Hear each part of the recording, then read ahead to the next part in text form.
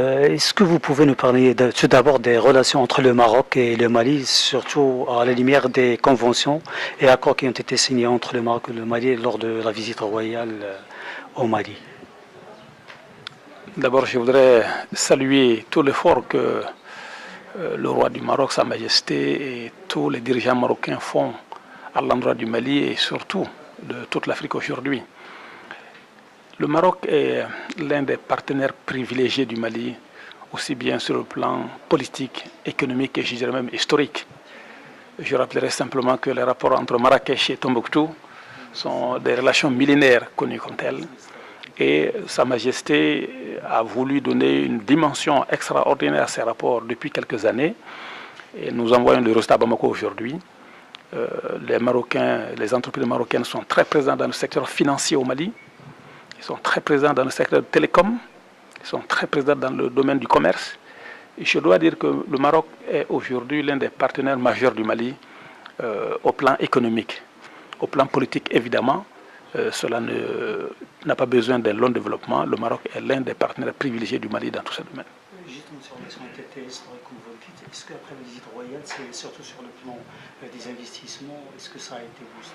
Ah ben oui, vous savez, le roi, en allant au Mali, a donné l'exemple aux opérateurs marocains, en leur disant, voilà un pays auquel je crois au partenariat entre le Maroc et le Mali, et cela est un signal fort pour les opérateurs économiques. Et depuis, effectivement, les investissements marocains au Mali, les relations d'affaires entre les entreprises maliennes et les entreprises marocaines ont pris une autre dimension. Est-ce que vous pouvez nous donner des chiffres de l'ampleur de ces relations et quels sont les secteurs qui tirent en gros le volume de ces relations? Les secteurs clés, c'est d'abord les télécoms. La première entreprise historique de téléphonie au Mali, Maroc Télécom, est l'actionnaire majoritaire aujourd'hui, avec des milliards de chiffres d'affaires.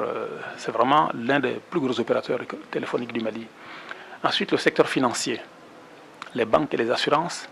Les entreprises marocaines, les banques marocaines sont très très présentes dans ce secteur et aujourd'hui portent pour l'essentiel ce secteur financier au Mali. Les entreprises marocaines sont aussi dans des relations d'affaires commerciales au niveau des produits agricoles.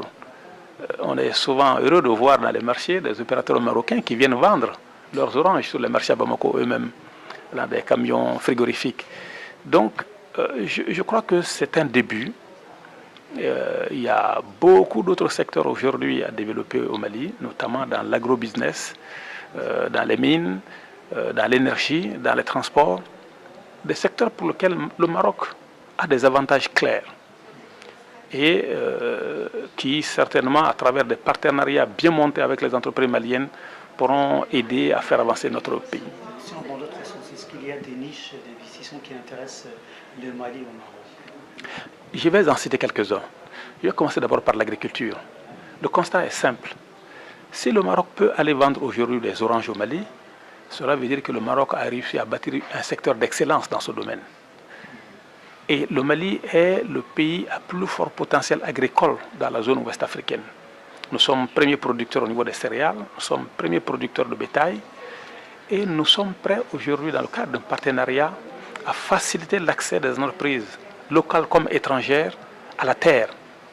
Nous avons des superficies aménageables sur lesquelles l'État malien est prêt à donner 20 000, 10 000, 50 000 hectares à un opérateur à bail amphithéotique. Donc il n'y aura absolument rien à payer.